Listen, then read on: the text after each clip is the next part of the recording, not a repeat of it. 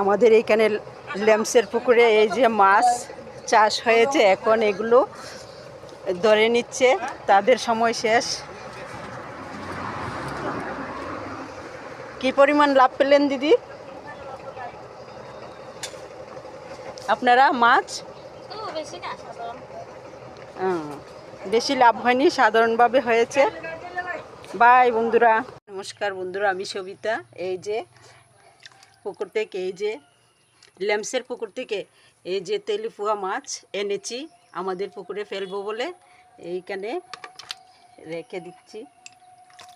আর এইগুলো আনলাম দারকিনা, ফুটি, মকা সব মিলিয়ে এইগুলো আনলাম 500, এইগুলো আনলাম 600।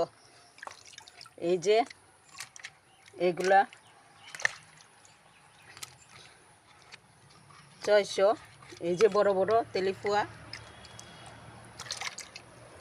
ভাই বন্ধুরা, কীরকম বলবেন কমেন্টে।